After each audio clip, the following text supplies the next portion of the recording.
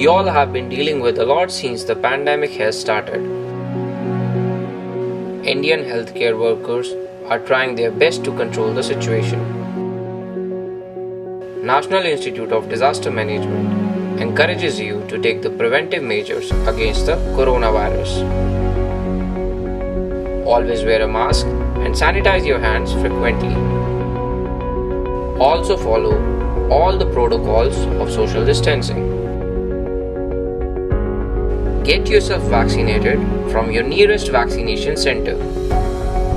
Until then, stay home and stay safe.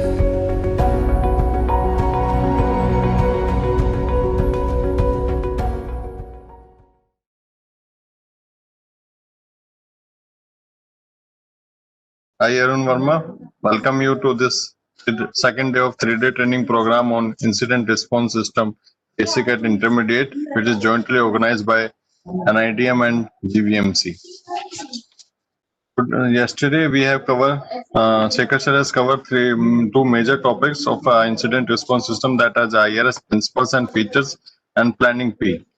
Today we will go through the two major component of IRS, that it first is Irs Operationalization and Emergency Operations Center role and decision support system. So before that we will have a 5-minute recap session which will be covered by Shri Shekhar Chaturvedi sir. Over to you, sir. Thank you, Arun. What we covered yesterday was one, the basic principles and features of IRS, and number two, we covered the planning activities that are being taken care of under the IRS. So under this IRS, we also covered the history of IRS, how the IRS came into India and what adaptations were done by Government of India in covering, say, adapting and adopting this IRS as a response system in India. So in the principles and features, we covered 12-13 features of principles of IRS, because since it is a management system, it has two major components. One, it has certain agencies who are supporting it, and second, it has certain management principles to follow as a base to have the activity of IRS on ground. So the base of management systems is staffing, controlling, directing, organizing, evaluating, and monitoring. These are the management principles that are basis of IRS. And second is that the IRS has the organizational structure which is flexible, and it has certain support agencies for its smooth functioning. One of these agencies that we discussed broadly yesterday is Emergency Operations Center, which you all know, since many of you are from GVMC and district level officers. So at the time of emergencies, you have the Emergency Operations Center at the district level, at the state level. And there are two types of EOCs, one 24/7, 365 days, and second, which comes up at the time of the disaster, and it's closes down when the disaster is stabilized. So another major function of the agency which is supporting is the IDRN, India Disaster Resource Network, which gives you the details of the resource. So this was what was covered in the first, along with the roles and responsibilities of 25 different positions of the IRT structure. And then we moved on to the planning. What exactly is the planning?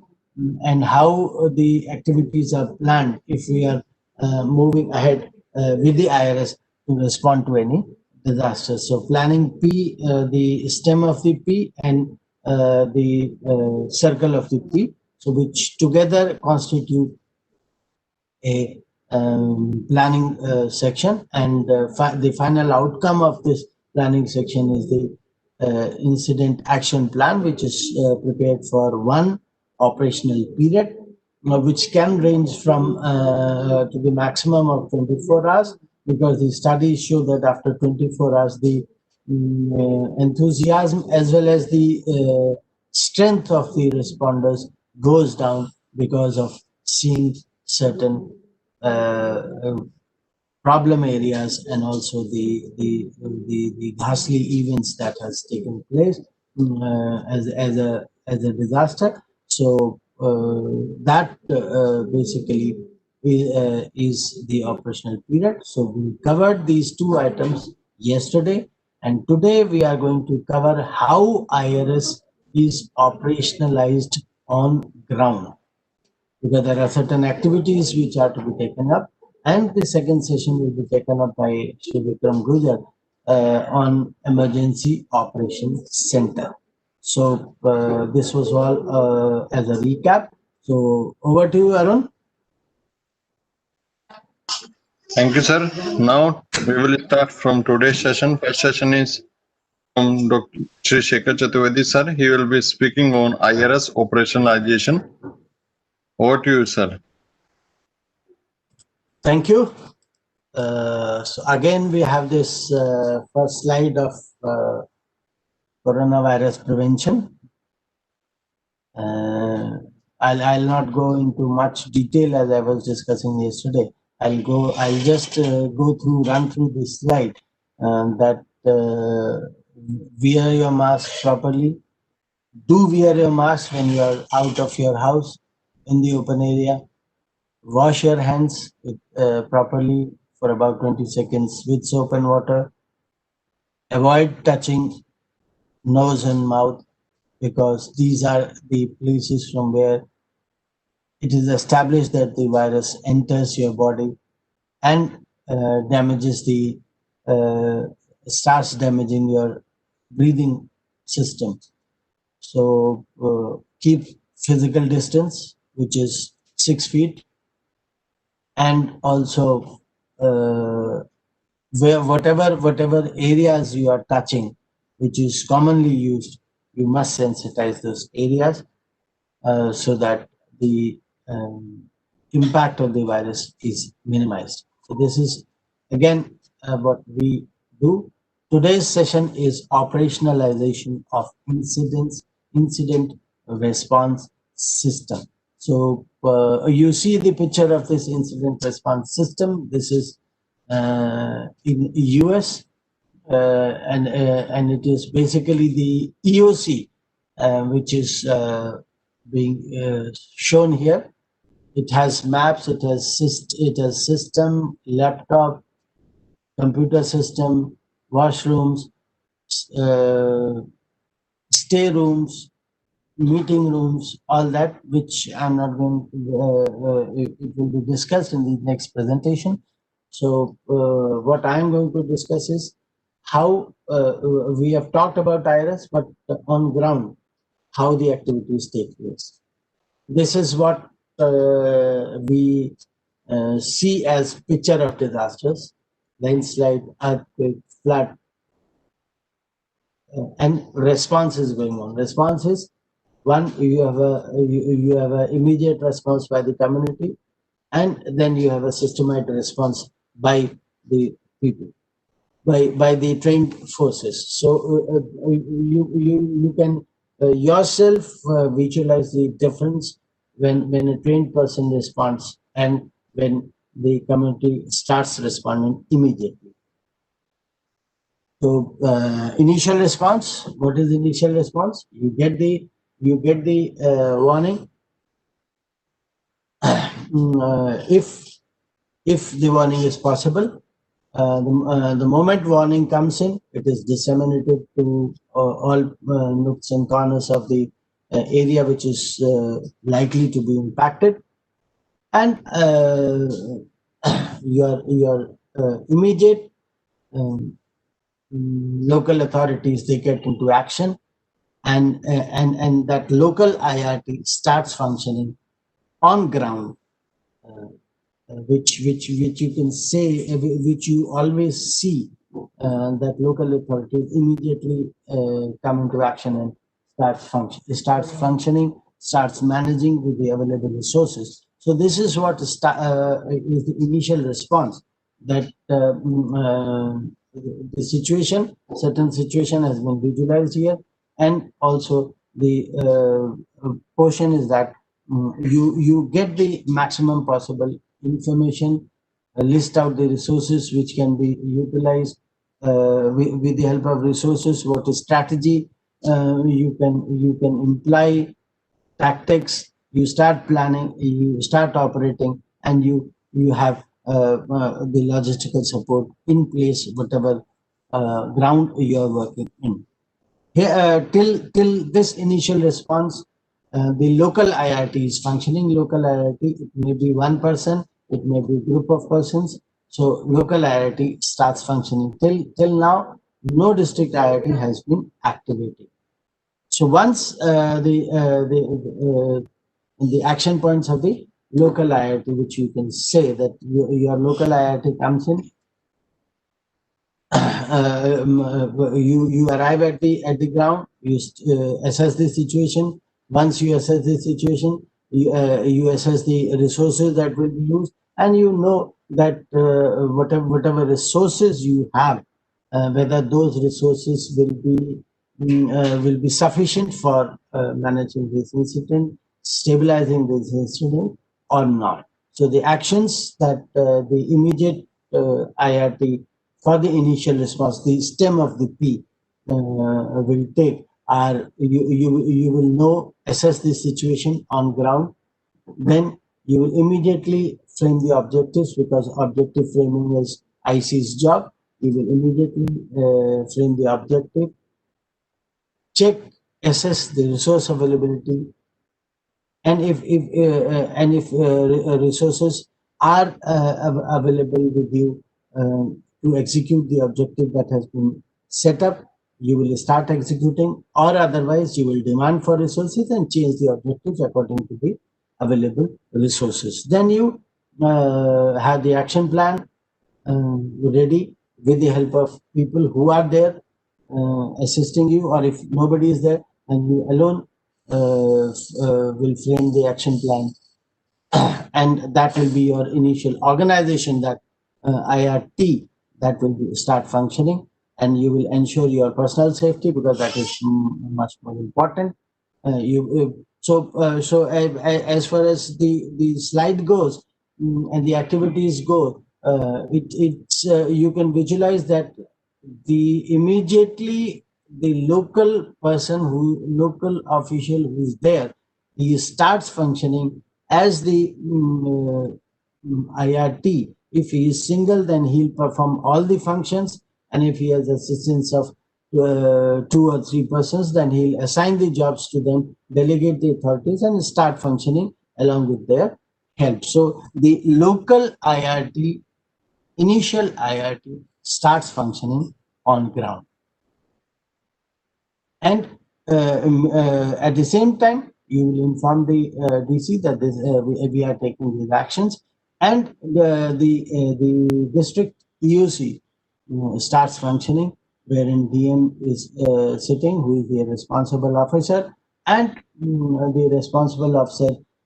Also, the ESFs will start sitting, start assembling in the district operations center. They will then assess the situation based on the information received at their end, and if they visualize that the situation is becoming grim, because they will be having the information from other sources also. So if they visualize that the situation might go grim, and the initial IRT, which is on ground, might not be able to stabilize the situation, they immediately activate the district level IRT or the higher up level IRT and ask them to reach the ground. So once the district level IRT reaches the ground, it has the discussion with the local IRT. It sends its field observers on the ground who will have the situation who will assess the situation. They will have a briefing from the IRT while the management is on. They'll get the feedback from their own people. They'll get the feedback from the IRT which is functioning on ground, and they'll frame their own objectives that these are the resources which is on disposal and will be reaching them, which have been demanded. So they'll immediately start action, and once they feel, the incident commander of the district IRT feels that yes, I am now, I have the full command of the situation and I can handle the situation on my own, then the district IRT announces that yes, I'm taking, the district IRT takes over the entire response action which is being taken on ground, and also keeps the local IRT with them, assigning them certain positions within the IRT so that the information which is available with the local IRT is not lost, and that local IRT will be of great help to the district IRT which has come from outside. So then the new IRT starts functioning after getting information, etc. So they usually, everybody knows that what role we have to play, and they immediately get into action and develop the IAP which can be utilized to stabilize the situation. So there were two points that we were discussing yesterday. One was the strategy and another was tactics. So when the important portion of the entire operations is the development of incident management strategy, which is called ISA. So what is the strategy? It is the general plan of responding to a situation. You, as we were discussing yesterday, that if there is a fire in a building and people are trapped in the topmost say floor, then there are certain if you are a responder, then you will have certain ideas or how you can say safeguard them. One, you can take them through the staircases. Second, you can get you can ask them to go to the top, and you can airlift, and you can also request them to say have the if they have the rope, then they can come down through the rope. So these are all what strategies based on the objectives that has been framed by the IC. These strategies are prepared, and once these strategies are prepared in the operation briefing, then the operation pre-meeting, then the resource unit leader and the planning unit leader, logistic unit leader, safety unit leader, they both come in and have a meeting, and they decide that what can be the final strategy which can be activated or implemented on ground. That strategy becomes your tactic, which depends on objectives, also depends on the situation of the area, depends on the resources available with you, and depends on the conditions in which you are working. So all these grouping, and you get to have one tactic. So this is all how the incident strategy is developed. And once this strategy is developed and you zero in on the tactics that is to be how things are to be done on ground. So that becomes your then you start functioning on ground. So everything constraints, etc. Everything is decided in the incident strategic analysis meeting. These are the considerations as I was discussing: current incident situation, weather situation, that is outside environmental situation, resources which have been ordered or resources which are available, then safety considerations, because responder safety is very much important. Another and you must say if you talk of providing first aid, then you all must be knowing that you provide first aid only when you feel that while providing first aid, once you are trained to provide the first aid, second, you are confident to provide the first aid, and third, you are safe to provide the first aid. If all these three considerations are there, then only you will start providing the first aid. The similar conditions are here, that once you should be safe, you should be confident, and you should have how you will be confident. You are trained, you have the resources to go on ground, and you have support of the people to go on ground. Then there is authority, because without authority you can't work on ground. You need certain powers. Government functionaries, they all know that everything is to be black and white, nothing verbal is goes in. So delegation of authority is there, and there is a form 001, which is the transfer of command form, and there is a transition briefing in that. And the briefing, the existing incident team which is functioning on ground will brief the district IIT which has come in, and the briefing must include type of the incident, when it happened, what is the extent of damage, then you have what are the activities that have been taken, what are the tactics that have been followed, what are the resources that are available, and how they have been placed, and what resources have been ordered in order to stabilize the situation. And also tentatively the coming IRT is given a briefing on the likely time which will be taken to subsidize the or stabilize the situation, and also what are the protocols and procedures which have been followed and are to be followed with the current situation on ground. Because if the situation on ground is worse, not with the condition of the condition of the disaster, but with the condition of the unrest among the community, then your objective and your plan will start change. This is what it is as a briefing 001 contains.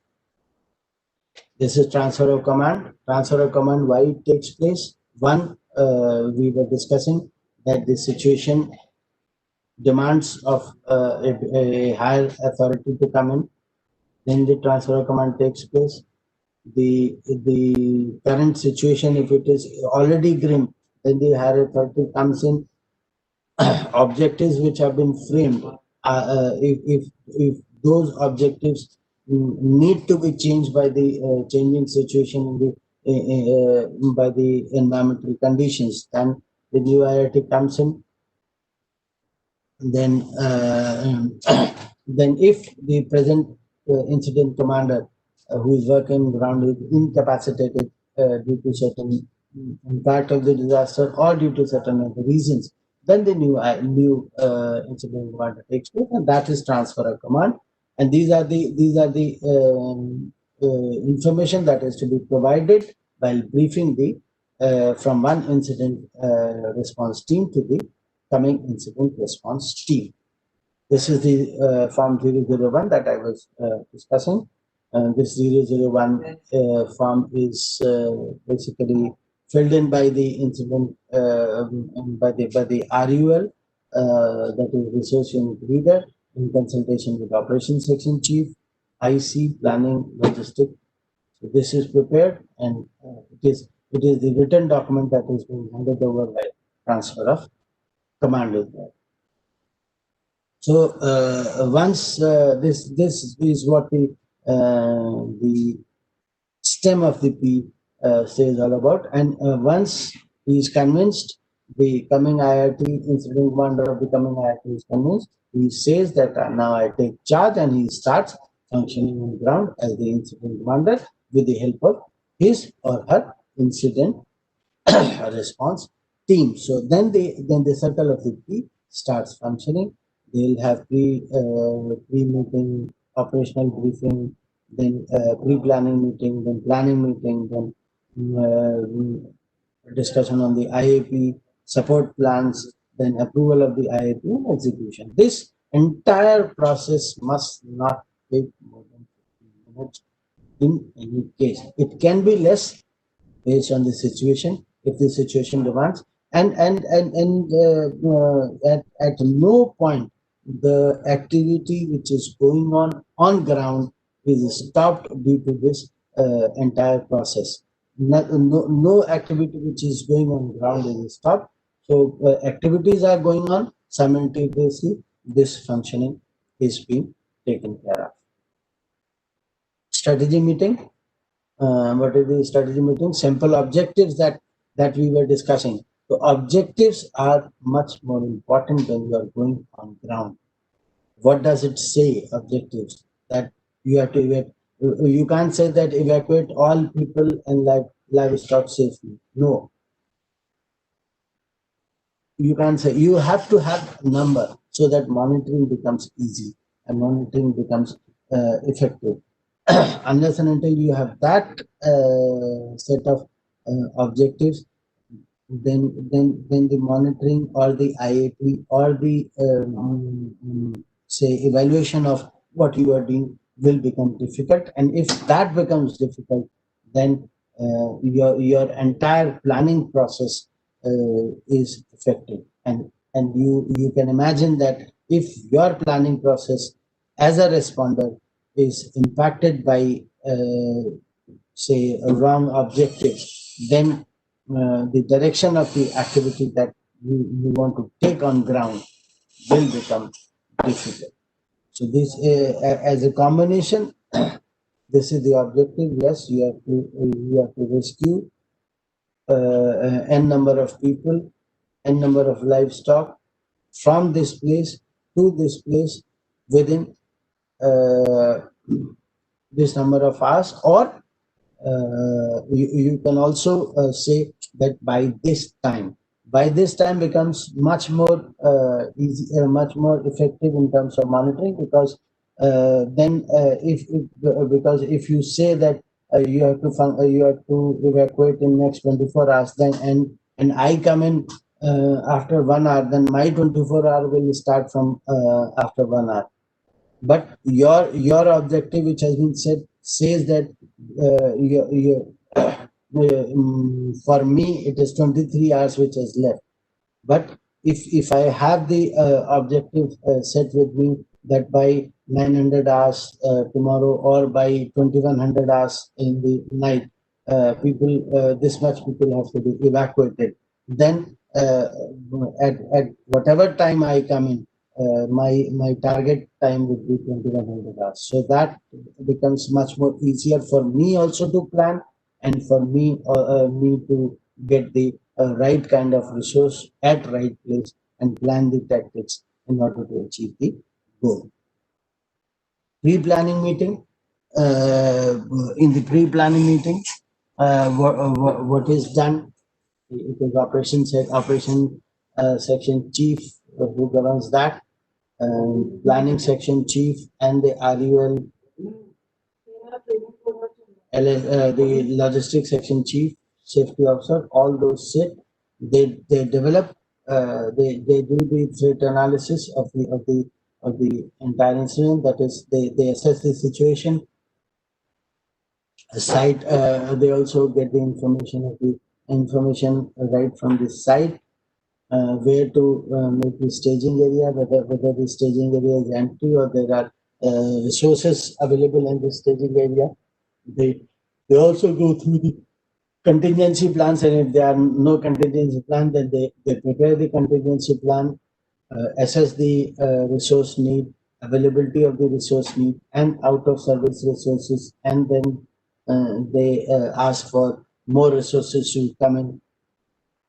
Fill in that 015 operational worksheet, which says, which denotes the resources, placement of the resources, the bifurcation of the area or functional resources which are being used, need of the resources, and where those resources are to be brought in. That time and place is also mentioned in this operational worksheet. Then safety plan is also discussed in this pre-planning meeting, that whatever you are doing, whether it is safe or not. So once that is done, then the organization is developed. This is the operational worksheet. You see that you have divisions, areas. Every division has that work assignment, any special instruction, that is safety instruction. Then you have the resources which are there, which are required, and which have been assigned to the particular division, particular area. And the gap says that these are the need of the resources, and this need of the resources is basically which is ordered. And once the span of control crosses the limit, then you will need certain overhead positions, such as branch director, unit leader, supervisor, whatever it is. So that overhead positions are also requested for. Special equipments, if it is a gas leakage, then you need the gas analyzer, breath analyzer, all that. So that special equipment are needed. See, in COVID, the special PPE kit is what is needed in terms of the responders. So that the special kit is mentioned here. You also mentioned that what time you want these people, the resources to be reaching, and the place where it has to be. These resources are to be reached. Right corner, you will see that it is prepared by whom. What is the position title? It is IIT position title, not your own position title. The above point number 2 says that you have date. The operational period is mentioned here, that from time to time you can name the incident, then signature, etc., and entire thing is then approved by the signed by the safety officer, and also signed by the approved by the IC. This is what 015A is, the safety analysis, which is done by the safety officer, which is also part of the IAP. So this is the support plans, medical plan, situation map, the communication plan, and the transport plan. So this one more plan is there, the demobilization plan. So that those all plans become part of the IAP. So you must know, you must have the situation map, which gives you clear picture of the situation, which is what are the places affected, what are the approach roads, how people can reach that, what is the present situation. Then you must have the transport plan, that how the people from the camp or the base can, or the staging area can reach the ground of operation. So that if by any chance one road is blocked, then what can be the other possible ways where this team can reach. you must have the communication plan, the command net, support net, the tactical net, which is being utilized by the IRTs. You must have medical plan. Medical plan is basically for the survivors also, and for the responders also. So that medical plan, how what all things you have, how those are to be utilized, what are how many injuries are there, how many deaths are there, how many people have, with certain conditions have been shifted to the hospital or to the relief camp. So these are all what thing is there. Then you have the after this operational worksheet is finalized, then you have the planning meeting. These are all side by side. It is going on. By the time operational worksheet is being filled, the planning a team of the planning section is preparing for the planning meeting. So then these are the activities that are being done. These are the forms that are there, and briefing is done by the meeting is convened by the planning section chief. He gives the overall picture. Objectives are set by IC. Then operations section chief briefs about the operational plan, that is tactical plan. Then he also then the logistics section chief gives the all possible logistics and time till what time they can be placed on ground with the operation at the disposal of operations section chief. Then all the support plans are discussed, and then those all the plans, situation, objectives, etc. Everything becomes the part of the IAP.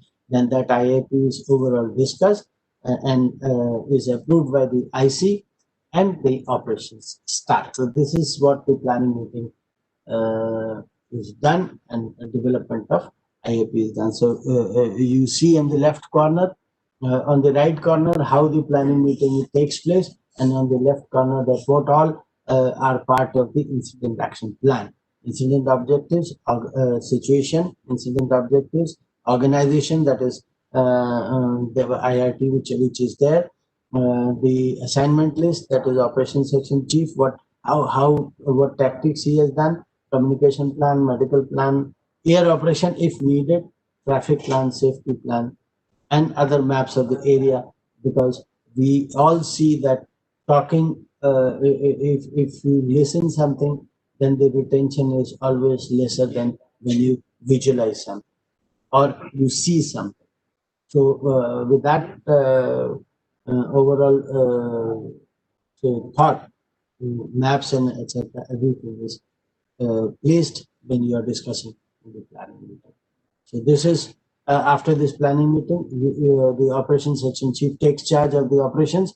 He briefs his own team, and the operations on ground starts by the new IRT. Meanwhile, the present IRT, which was functioning on ground, keeps on functioning, and they come in as a support, and they transfer of the activities they take place, or the person who are on the ground, it can also be added as a team member, as a task force, as a strike team, as a single resource with the new team which has entered. So at no point of time the activity going on ground is stopped. That thing is to be wiped off from the mind, that at no point of time the activity will stop on ground. It will continue, and meanwhile simultaneously the IRT which has come in will be functioning, and then they buttress what the activity is being done on ground. So we cover up the entire operationalization of Irs in this one slide. Disaster strikes, immediate response starts. This is immediate response. Then your the IIT, which the EOC and the responsible officers keeps strict watch, constant monitoring of the situation, and if they see that situation is going out of hand, then they immediately review the situation and summon the district IIT. District IIT functions, goes on ground and sees the situation, assesses the situation, assesses their resource, assesses what is going on, what resources they have, what resources have come in, what are the objectives, can they be fulfilled. Everything is done, and this strategic analysis and all that are formed. Delegation of authority to the IIT is given, and incident commander takes charge. Transfer of command takes place. Once the incident commander takes charge, transfer of command takes place, and after transfer of command, objective strategies for the new IIT, tactics, etc., they are formed, because by that time the situation must have changed. So after that, the operation period is decided based on the situation.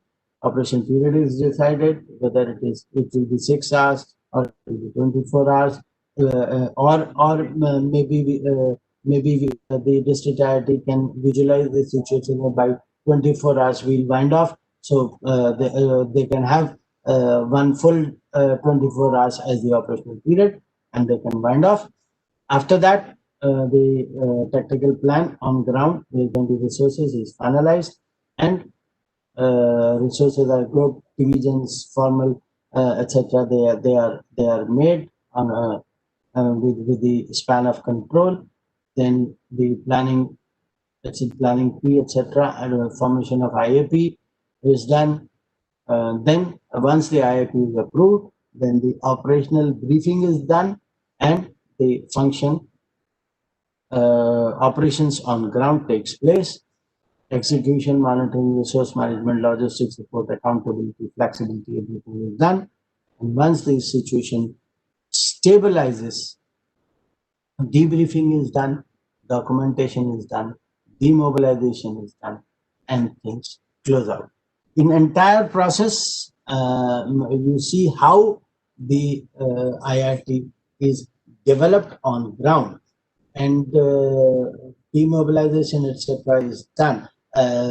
Can anybody from your side as a participant tell that the demobilization of the resources, who can advise the demobilization of the resources?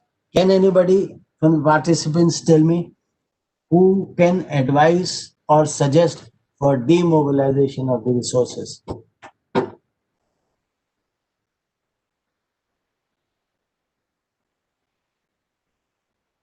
It's basically common, and you must know, you must have been doing on ground, that who can basically suggest that yes, demobilization of the resources can be done. Anyway, I'm not getting the answer, so I'll tell you the answer, that it is the operational section chief, with the help of division supervisor or group supervisor, that yes, this area has been stabilized, so the resources can be demobilized, and it depends on the planning section chief and the incident commander whether he or she wants to keep those resources with them, or maybe they can demobilize entirely, or they can say they can divert those resources to other divisions, or based on the suggestion of the operational section chief. Another person who can give a direction of demobilization is the logistics section chief. If he or she finds that this resource is out of service and cannot be repaired, so that resource is to be demobilized, because keeping that resource will add on the cost of the incident, and which you never will want, that the cost escalates while managing the incidents. So thank you very much. This is how the IRT and IRS is operationalized on ground, and the situations are managed on ground. Thank you. Over to you, Arun. Thank you, sir. Thank you so much for this presentation. Now I invite Shri Vikram Gurjar, Deputy Commandant and in charge Head Training Division NIDM. We will be speaking on Emergency Operations Center role as a decision support system. I invite you, sir. Over to you, sir. Shri Vikram Gurjar. Very good evening and a warm welcome to all. So, Shri Shekhar Chaturvedi has very vividly and conceptualized his topic in a very lucid manner. And now I'll be speaking on Emergency Operations Center. As the term or the denotes, what do we mean by Emergency Operations Center? Basically, we can call it as a place where the entire planning, coordination, control room, command centers, situation rooms, crisis management centers. So it is simply an off-site facility. Why an off-site facility? Because it is situated far away or away from the disaster incident place. And basically, it is an off-site facility that will be functioning from state or district administration. And it is a control room. It can be called as a control room which has communication facilities and space to accommodate the various ESFs. Now, what are ESFs? These are emergency support functions, which we will be, or we can say these are line departments.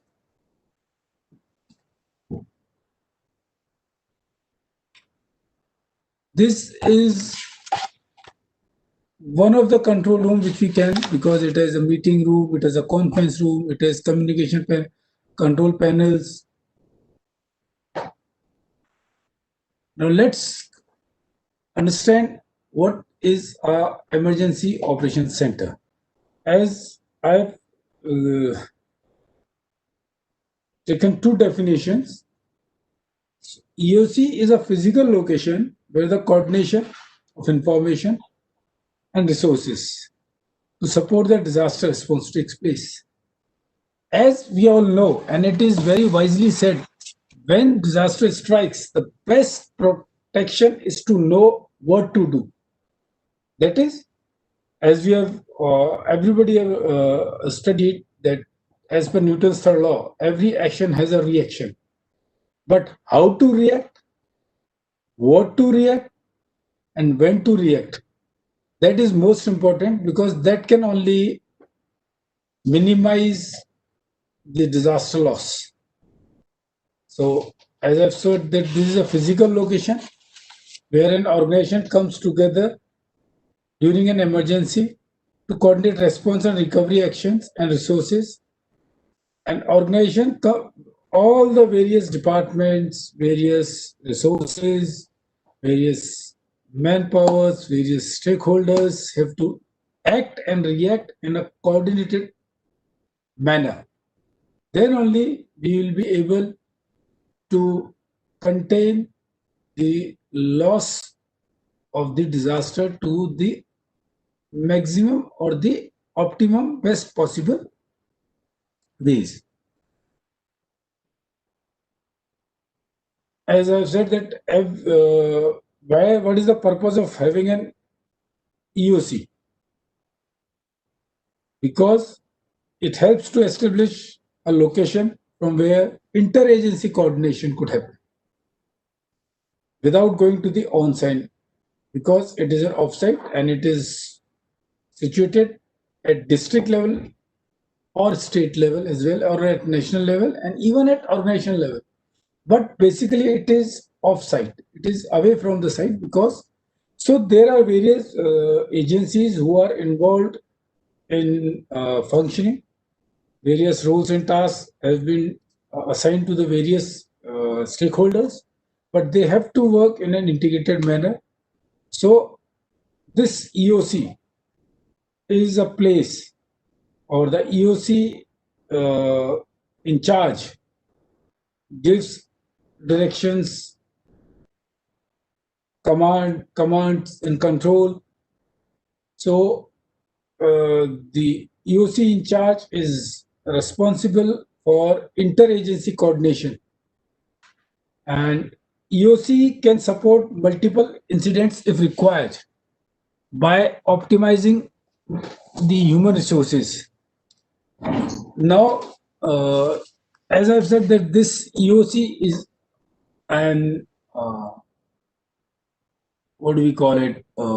Control room, a big control room at a district or other level, but it should not be confused with command post, because unlike a command post, an EOC is established away from the disaster site, whereas the command post or the incident command post is situated on the site. And this EOC is situated away from the disaster site, but always and to the best possible extent that it is situated near to the government offices, and like the local government or the district or the state headquarters. And the best possible way to decide where it is situated depends on the scale of the response that is required to tackle with the disaster situation. The main task of EOCs are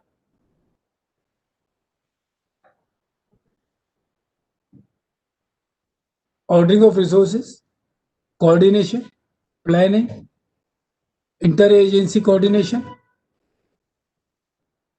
and communication, because as we all know that communication is the backbone of all response or activities, reactions.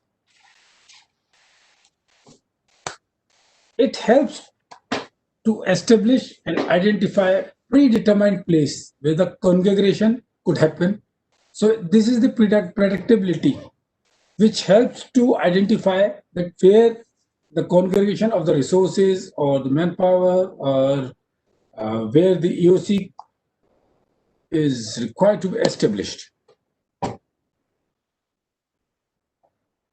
As we all know that if a disaster takes place or any hazard disaster situation takes place, the VIPs are mandated, and you cannot neglect the VIP visits or the high level officials, because they have to visit to take stock of the situation, and they could visit and obtain the status without disturbing the operations, because if they we do not have an EOC, then they will visit to the site, which will hamper the efficiency and the of the IRT or the people who are on the on-hand operations.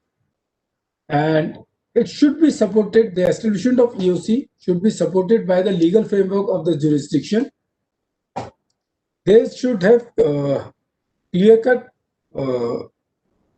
roles and responsibilities, and they should have legal bindings, and they should have legal framework support for their entire jurisdiction.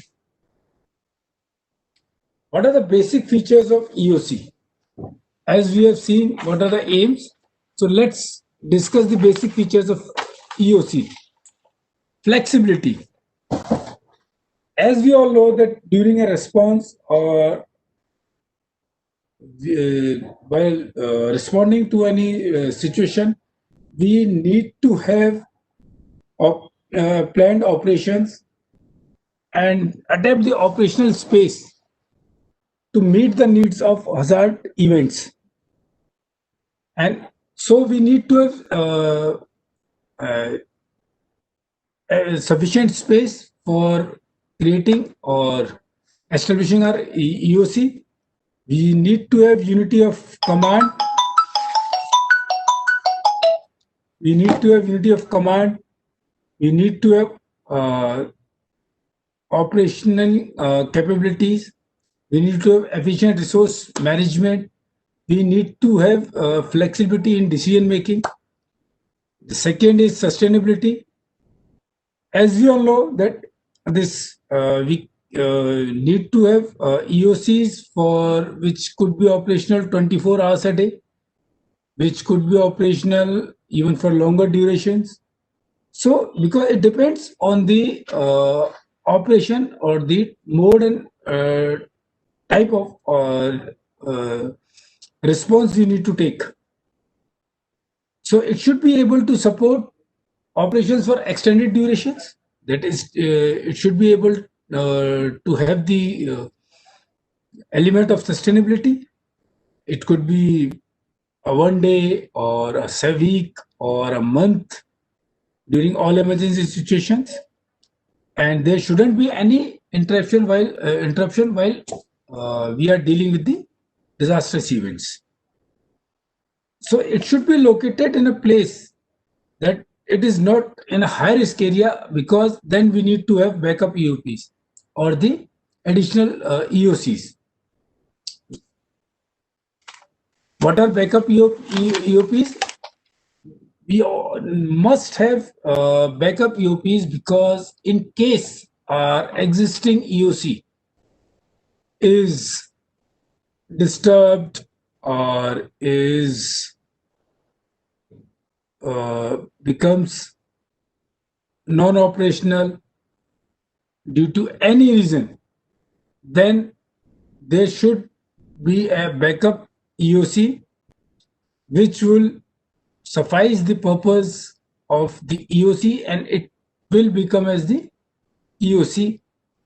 So EOCs are required to be there. They are we are mandated to have EOCs, because without EOCs there we will not have that much effective sustainability.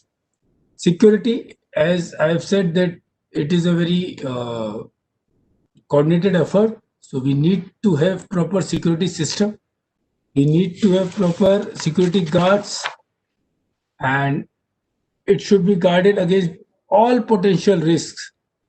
And it's all the operation activities which are being taken by the EOC members are required to be protected from unauthorized disclosure of sensitive information, because whatever information we have, it is very sensitive and it can create havoc or disturbance, or because these certain information should not be leaked. And we should have efficient security and structural integrity to protect the establishment or the established EOC. It's not only this EOC is required to protect it, its occupants, its communication equipments, and the systems from possible threats and the hazards. Then the survivability, it should be able to sustain the effect of a related risk and continue operation from the EOC, either from the same place or from a capable alternate position, that is a backup EOC. So there should be an alternate EOC always, which can be activated and used if the primary EOC, this alternate EOC can be called as secondary or the subsidiary EOC or the backup EOC. But it is so that it can be used if the primary EOC is destroyed, damaged, and it is not accessible for any reason. interoperability. By this, we mean that this EOC should be able to share common principles of operations and exchange their routine and time-sensitive information with other EOCs, because we may see that there may be EOC at a organization level, at a district level, or a state level, and at a state national level. So there is exchange of information, there is exchange of resources. So we need to have a share. We need to share our resources. We need to share informations. That can be time sensitive informations. So they should be able to communicate with the local government or the state government, and should be able to respond immediately in emergency situations, and they should be able to communicate with the on-site IRTs from the state or the district or the local. So communication modalities, because without communication, this EOC will not be of any use. We don't have communication efficient and communication modes. So we need to have radio sets. We need to, apart from that, we need to have code signs, radio codes. We need to have web connectivity, and these should be considered primarily. Then now we can we'll say why is EOC a critical link in disaster response? As we have seen that we need to respond to every action as a reaction. Then what is the purpose of EOC? It is a very critical link between the government and the executioners. The IRTs are working, they are getting the required guidelines, directions, and commands from various levels.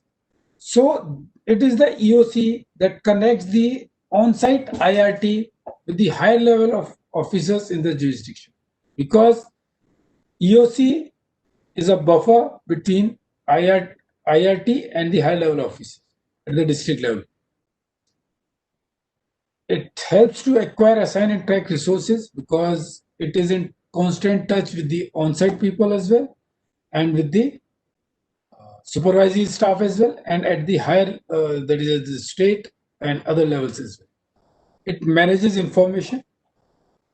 It divulges the required information to the required person, whom to know what, who to know what, and when the required information is required to be percolated down or passed down to the concerned element. It accesses support when a clarity and policy is required.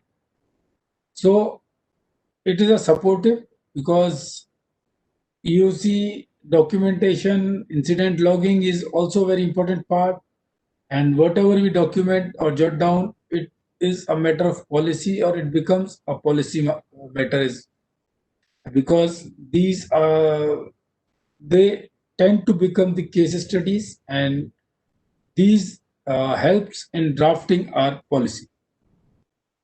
It supports tactical response, but it does not determine the decisions pertaining to tactical response, because tactical response is not being taken by these EOCs. They are being taken by the on-site people, but as it supports, how it supports by providing resources, by providing available information, by getting in touch with them, by conveying their required demands or requirements to the concerned higher authorities. As I've said, that this is a very critical link between the IRT and the various state level senior government functionaries. So now we'll discuss how an EOC supports the IRT. It provides support resources, it provides additional information, it provides maps to them, it provides online communication, because without communication you can't have any successful operation, and it supports by holding regular briefing on the incident. It supports the technical thinking and provides ideas and inputs, because whenever decisions or the review meetings or the incident meetings are being taken by the in the conference halls or by the senior level officers, and it also provides supports by resolving policy level needs, because EOC is basically the district head is the EOC in charge, and various line departments or the ministries works as EFS, and they all, when they work together, it helps in making policy by knowing the needs and by resolving the differences. And EOC decreases the burden of IRTs because it supports them. And if we don't have an EOC, then IRT is there who has to work on ground. So the IRT will be overburdened and it has to do additional tasks, which now EOC or the EOC officer staff or the EOC organization chart does. Let's see how are EOCs organized. As we all know that EOCs are organized on the basis of emergency support functions. What all support any emergency situations require, we need to cater for it. So they are organized on the basis of the requirement of the support or the response we need to go for. So for every emergency support function, such as food, water, health, aviation, road, and others, we need different informations, and all these informations are, and they must be pre-identified by the line departments, and who will take the responsibility to support that. What this helps in identifying and categorically identifying the roles and responsibilities of all the various emergency support functions or the line departments. Or the representatives of these ESF leads will be present during the emergency response. They will organize for the additional requests coming from the IRTs, because the handling disaster or responding to a disaster is a coordinated effort. We need to work as a team. We need to work hand in hand and unite. As there's a very famous saying that united we stand, divided we fall. So if we are united, we will surely be able to contain the loss of the disaster, and we will be able to handle the situation in a better and in an efficient manner.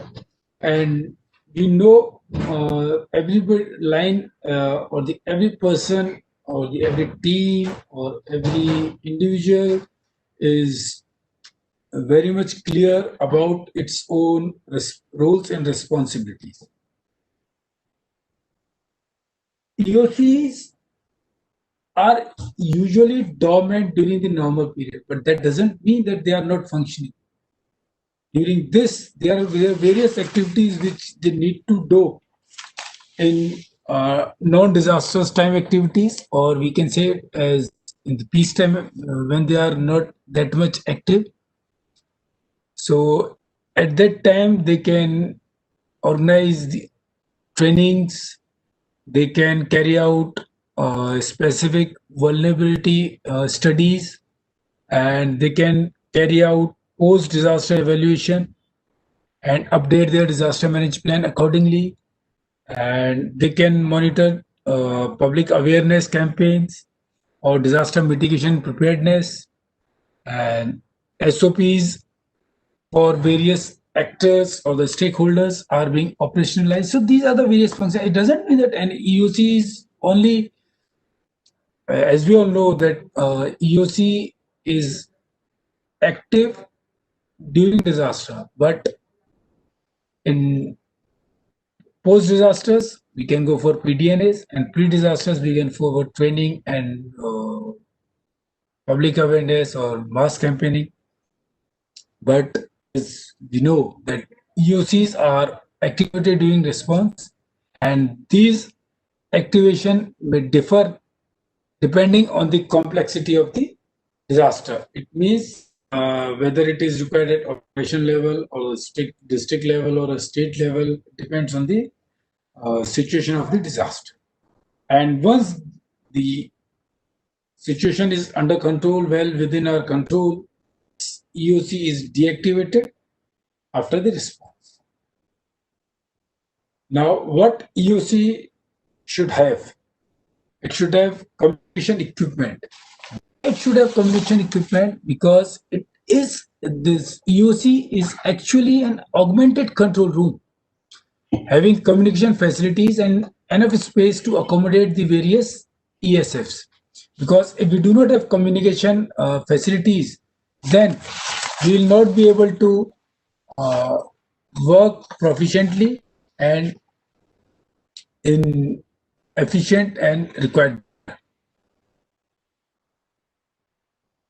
This communication facilities should be there with last mile connectivity.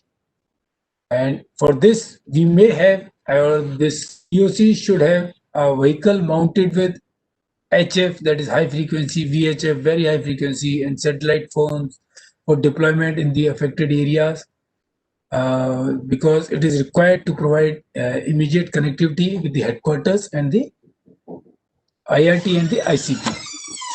IRT and ICPs. It should have breakout rooms and meeting rooms, because when we have to work for continuously for longer durations, then we need to have breakout of the restrooms, and we need to have meeting rooms where meetings can be organized. Then it should have facilities for food and overnight stay, and meeting and briefing rooms must be there, because as we are in control rooms, and it should have contact number of the required of all those who are required to be contacted in the line of action while taking any response. Then what are the benefits of EOCs? As we all know that this EOC is establishing a common operating picture where all the line departments or all the various stakeholders at the district level are working in coordination. So we have a common operating goal with a common operating picture. It enables information analysis. Whatever information is being gathered, it is analyzed and further disseminated, and whatever is required to be passed on, it is required. It is passed on to the concerns. So there is ready access to all available information, and it coordinates prioritization and management of resources. This is very important, because without prioritization, we cannot deal with these disaster situations. What are our priorities? What are, while dealing with any disasters, we need to know our priorities. Not only in disasters, while doing any activity, or we need to be very crystal clear in our mind about the priorities, what all actions we require to take, and what will be the sequence of the actions which we require to take. And more importantly, side by side, it helps in management of resources, because all the resources are required to be used optimizedly in optimum manner, and without management of resources in an optimum manner, we will never be able to achieve the desired task while containing the disaster. It promotes resource identification and assignment, because with this we can identify what all resources are required for what all situations and how we can assign them. Long-term operations are being facilitated because, as I've said, that EOCs may need to work for weekly basis or monthly basis as well. We have seen in various disaster situations, and it improves continuity, because when we are working for longer durations and when we are working with other departments under one umbrella with common goal and common aim, we need to work with continuum, and it helps in continuity because this EOC we have shift base duty persons as well, because it is in because of relief operations or rescue operations cannot be halted because of come what may. They have to be continuous, and until unless the aim is achieved, we cannot discontinue or stop the rescue activity. So these are the functions of EOCs. It operates an alert network, incident logging, which is very much important as documentation part. It helps team tasking because various teams are there: planning, coordination, logistic, management team, communication team, various other teams. So it helps in tasking of the teams. Resource deployment and monitoring, because whatever resources are available with us, and if any additional resources has been required, this EOC gets in touch with the other EOCs or other district or the other state as well, and it helps in monitoring the resources and managing the status notice boards. What are the status and what is the current status and how it can be we can go with it, and what all rectifications or amendments are required, we can go.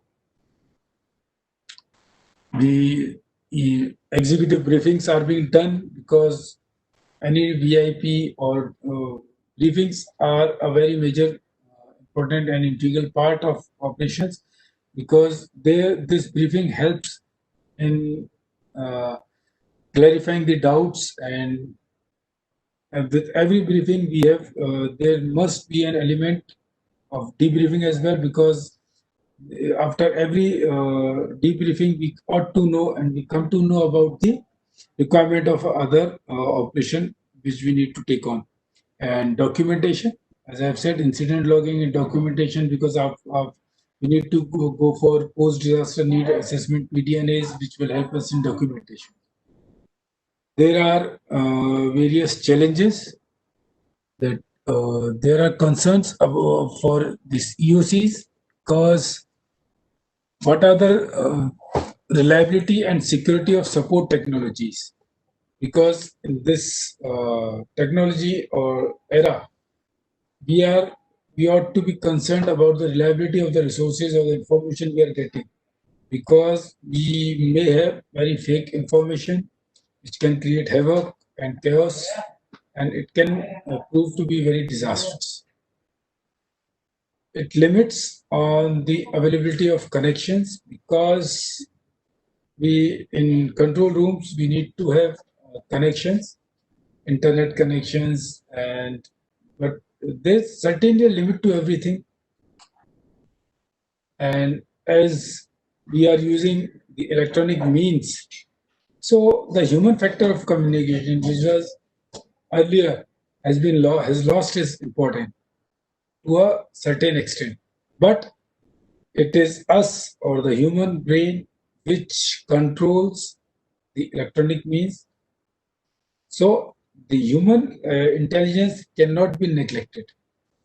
And there is one more thing, that various groups are working in coordination, which is during response or these disaster situations in rescue operations. So it is not easy. It is not that easy to manage groups online, because once when we are in touch with physically in touch with them, we are giving command, we are monitoring. But here, what we have the EOC our persons are sitting at EOC this control room, and they are virtually or monitoring and overlooking the rescue operations. So and that too online. So it's not that much easy, because online information and online control is not as effective as face-to-face control. This you might have seen in online courses and online studies which you are going in schools. So as parents, we have seen the effect of this, and there are certain other things which need to know, which I would like to conclude, that EOCs are essential for effective direction, control, and coordination.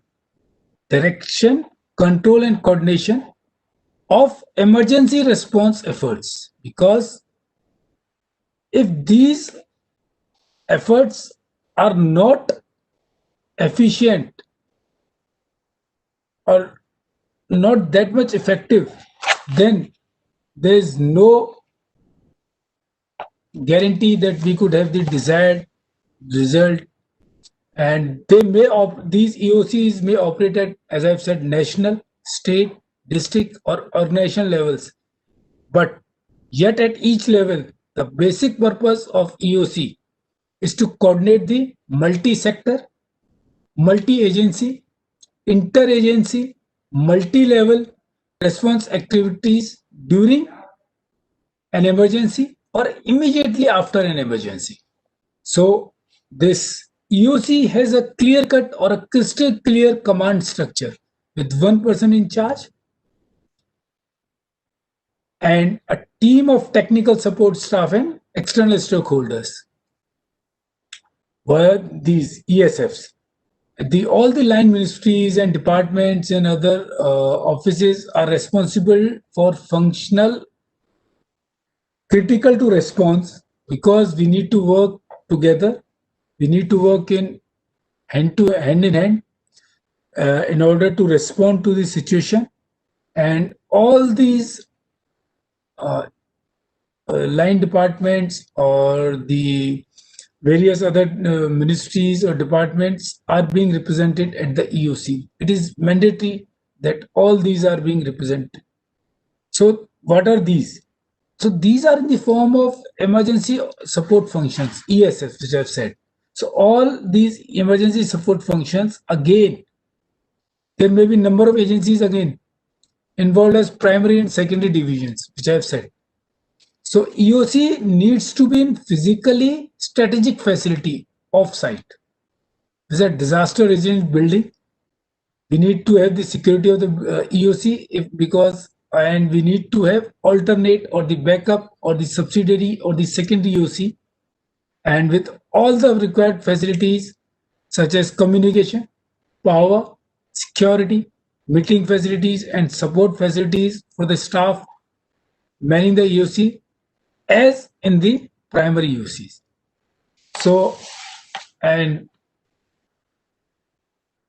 other than these line departments or the other departments, it is advisable and effective for us if we have representatives of central teams, that is NDRF, armed forces, and they are deployed to integrate their resources, because their expertise can be very helpful to us so as to resolve conflicts that may arise during the response efforts between the district or the states.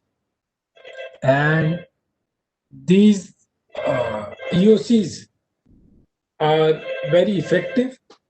They'll help in controlling or manning the disaster situation. And with this, I have come to end of my presentation. If there are any questions, you are most welcome. Thank you. Stay home, stay safe. Over to you, Arun. Hello? Arun, I finished. Hello? Thank you, sir. Sir.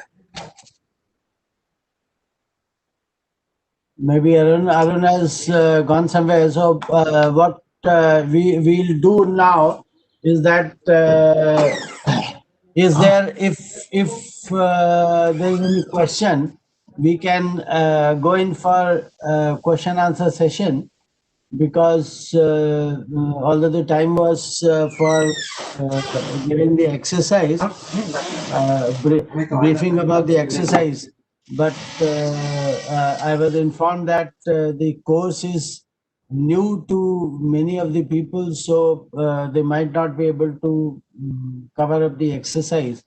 So we'll have other presentations tomorrow, wherein we'll have one presentation about the case study and another presentation on IRS as a tool for COVID-19, wherein we'll have the support of officers, health officers from Government of Andhra Pradesh, Visakhapatnam as well. So we have changed the certain things and the structure of the program a little bit. So maybe we can devote this time for the question answer session. I had gone through many of the questions and I've replied those questions in the chat box only.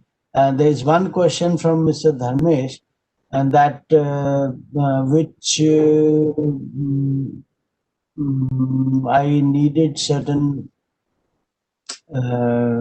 elaboration or certain clarity about the question. Question is, what is a common operational picture and what is its significance in IRS? So Dharmesh ji, if you can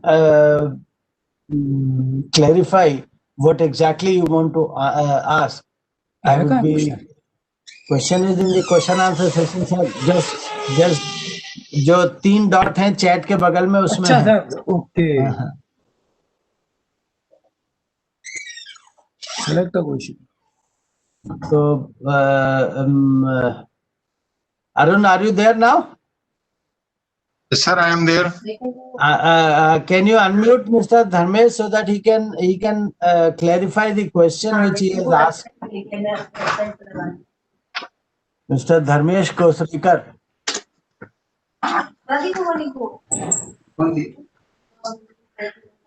Yes, sir.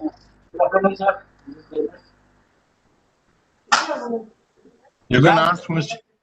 Dharmesh ji, you can clarify the question now.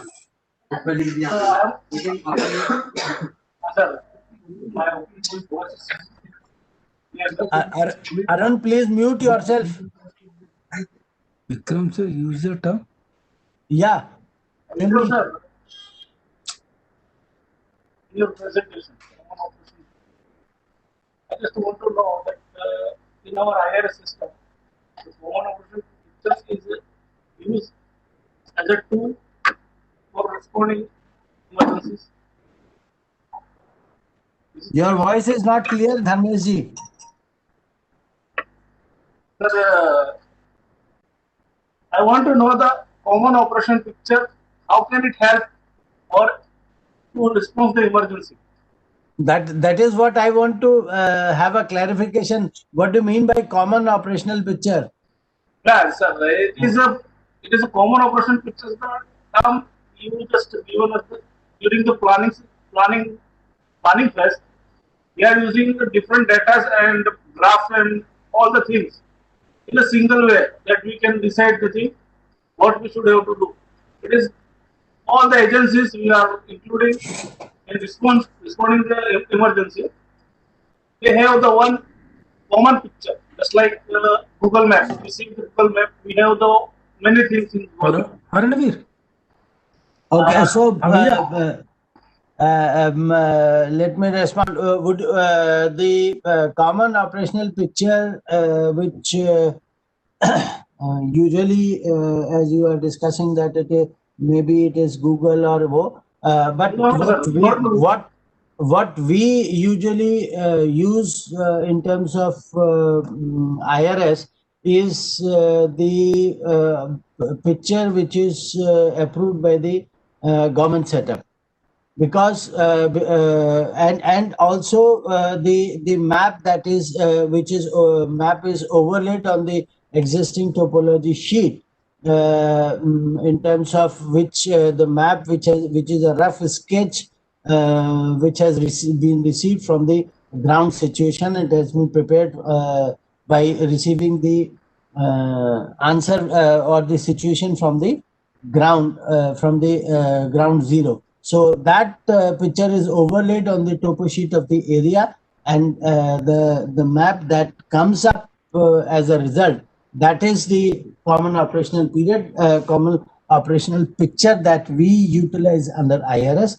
And significance is that once you have that picture in front of you, it becomes easier for you to plan, and also to for the EOCs to say monitor the situation, whether the things that are being done or objectives that are being framed are in line with the goals that are set up. Thank you. One thing, sir. Common operation pictures means we can use also data collected from different. Yeah, data is It is one of the data. It is, I have given example of that. Yeah, see, data basically utilized in terms of IRS is the on ground situation which has been received, because IRS ends where the response finishes. After that the things are being taken care of by the local authorities who do the activities which are in addition to the response in terms of the rehabilitation, relief distribution, or you can say the reconstruction, etc. So that portion is beyond the IRS purview. So that the data on ground at the time of during the situation, or the information gathered by the IRS team, is utilized as a common operational period, and rest beyond the when the situation stabilizes, the other activity, post disaster activities, is being taken care of by the local authorities and not the IRT. Thank Sir, you. one question, sir. Yeah. What is legal obligation of IRS? Legal obligation of IRS is basically one that IRS is notified, then it is utilized. Number one, notified by the state government, then it is utilized in the districts as a response feature. And number two, the DM Act itself is the obligation for the IIT, because in any case, DM Act says that the response is to be streamlined and effective. Thank you. Thank you, sir. Arun, any more question? Sir, you have already answered them in chat box. Okay. So I have already many of the questions I have already answered in the chat box. So there is a question that why the time limit for IIT is 24 hours, and what happened after winding up IIT? Who will take charge of incidents? And that I have just responded. Yeah. 24 hours basically is maximum 24 hours is taken as the limit, because there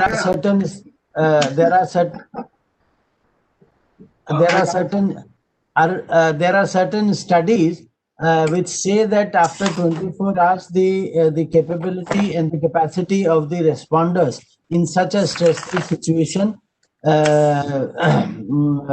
goes down. So you need some another team of IRT which has to come in and respond. Because you can't have a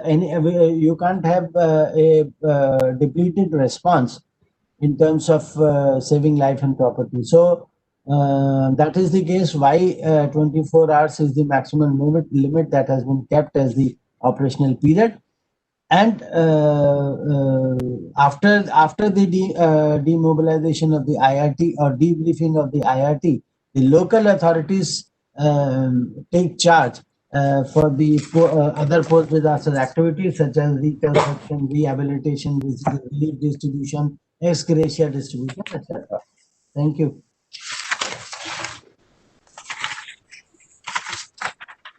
Any more question? Sir, how to digitalize IRS process with the help of ITES, IT/IT services, and how come these be automated?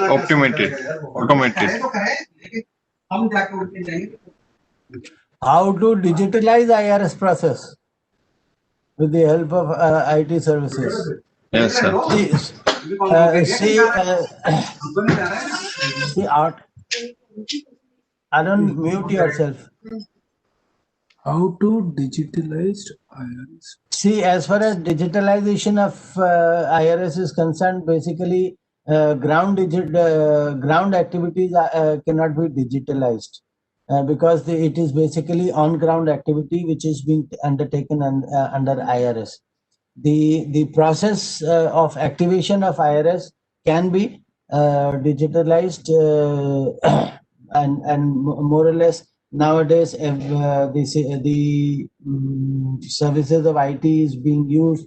The preparation of maps that is being done for the utilization of IRT is the GIS maps, etc., and also the information flow is also is being using the IT services. So that is the processes of before the activity and after the activity can be digitalized, but the on-ground saving, etc., is yet to be digitalized because that is saving life and property. So if you are talking in terms of robot, etc., then it is still long dream. Thank you. Thank you.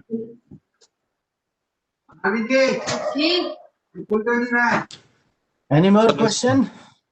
Response pattern reporting might be done through digitalized system to all the stakeholders in the different parts of global, like the blueprint prepared of ESSERR.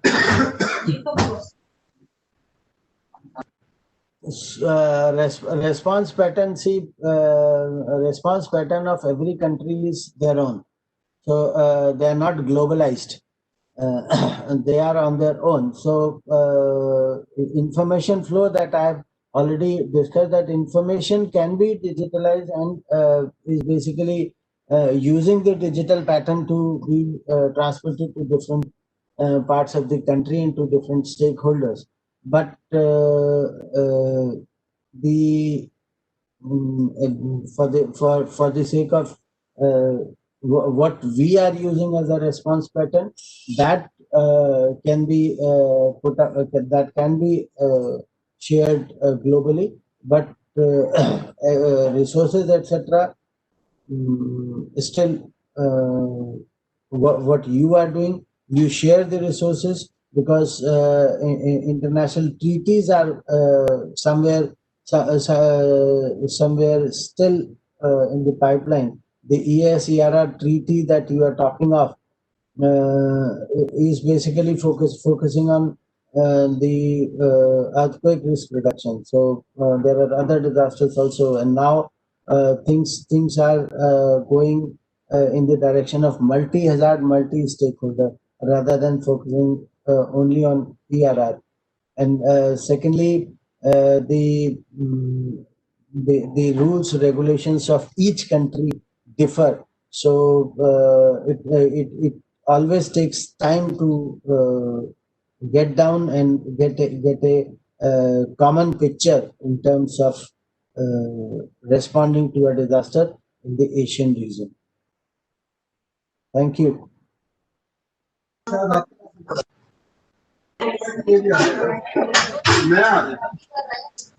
There is a query for the feedback link. I will like to say that feedback link will be provided by tomorrow in the chat box only. So, sir, we can close down for the today. So if there is no question, then we can close down for today. Thank you. Tomorrow we will meet with the same link at same time. Thank you all. Thank you.